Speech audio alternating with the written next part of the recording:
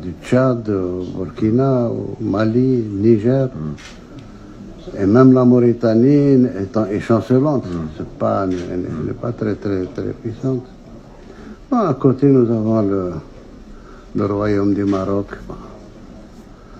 Nos relations ont toujours été coup-ci, coup-ça. Depuis notre indépendance, c'est pas récent. C'est pas l'affaire du Sahara ou l'affaire du... Il y a deux mentalités, deux manières de voir les choses, deux manières de... Autant nous respectons tous les peuples, on respecte les frontières des peuples, on respecte... Autant eux sont expansifs, tout ce qui c'est... Vous savez, le Maroc, personne n'oubliera, aucun Algérien n'oubliera que nous avons été attaqués en 1963. On n'avait même pas d'armée régulière. Nous avons attaqué avec les forces spéciales, les hélicoptères, les avions. Nous avons eu 850 morts pour qu'ils prennent une partie de notre territoire. Ensuite, ils ont refusé l'indépendance de la Mauritanie depuis 1960. Bien qu'elle soit membre de l'ONU, qu'elle a ses ambassadeurs, etc. Mais le royaume du Maroc avait des prétentions territoriales sur toute la Mauritanie. Et il a fallu attendre 1972 ici pour que le roi du Maroc accepte de serrer la main au président mauritanien, qu'il reconnaisse, enfin 12 ans après, qu'il reconnaisse, alors que pendant 12 ans, dans le gouvernement marocain, il y a toujours eu le ministre des territoires mauritaniens. Ensuite, il y a eu cette fameuse affaire du Sahara où ce qu'on dit est tout à fait contraire à ce qui a été signé. Notre tort, peut-être notre défaut, c'est de la continuité dans la gestion d'un dossier. Depuis bien avant 1975. Mais les tensions qui existent entre nous ne sont pas dues, contrairement à ce qu'ils disent, ne sont pas du tout dues à l'histoire du Sahara occidental. Pas du tout. C'est d'autres problèmes. Ils ont toujours voulu déstabiliser l'Algérie, je ne sais pas pourquoi. Alors que nous avons toujours protégé le Maroc. Toujours. On n'a jamais été regardant dans nos relations, mais c'est pas normal quand même que 60 ans d'indépendance, que les frontières soient fermées pendant 40 ans. Le problème du Sahara occidental, c'est 1975, c'est bien après.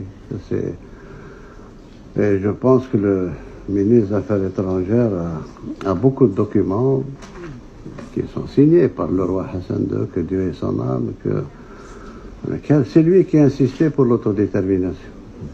Et puis notre position, vous savez, notre position vis-à-vis du Sahara occidental, pas vis-à-vis du Maroc, vis-à-vis du Sahara occidental, ils savent très bien que ça a été toujours notre comportement pour Timor-Est. Timor-Est, on a fini par convaincre nos amis indonésiens avec lesquels on était très très proches qu'il fallait qu'ils lâchent Timor-Est, qu'ils donnent l'indépendance. Et c'est ce qui s'est fait. Et nous sommes restés très liés à l'Indonésie. C'est valable pour les Comores, c'est valable pour d'autres territoires. Tous les efforts de la diplomatie algérienne ont été mis au service de la destruction de l'apartheid en Afrique du Sud. Tous nos moyens ont été mis sur ça. On a profité du fait de présider l'Assemblée générale de l'ONU pour pouvoir exclure à cette époque-là l'Afrique du Sud de toutes les organisations internationales, de tous les... Le jour où Mandela est sorti de prison, le jour où l'apartheid est tombé, nous constituons à ce jour un axe indéfectible entre Pretoria et Alger.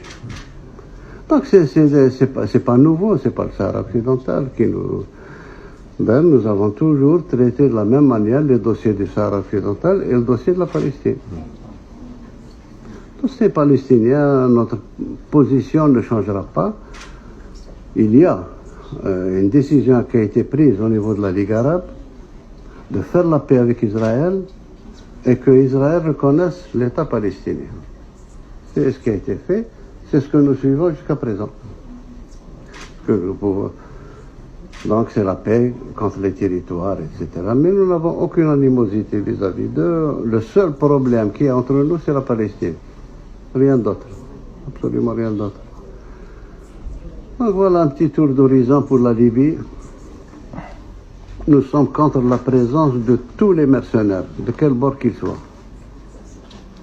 On n'accepte pas de mercenaires à nos frontières. Nous avons tout fait pour que nos frères libyens aient l'occasion de s'exprimer. Et nous avons, ça fait 2 ans maintenant que nous bataillons pour cette histoire d'élection au niveau de la Libye, parce qu'on a tiré les conclusions que ceux qui sont désignés ne représentent personne. À chaque fois, on désigne des gens qui ne représentent qu'eux-mêmes. Et on reprend, et on refait, et on reprend jusqu'à la dernière crise qu'ils ont chez eux, entre Dbeiba et celui qui a été nommé par le pseudo de l'Assemblée nationale d'Aguila et autres. Et ça continuera. Ça continuera parce que personne parmi eux n'est représentatif, quoi que ce soit.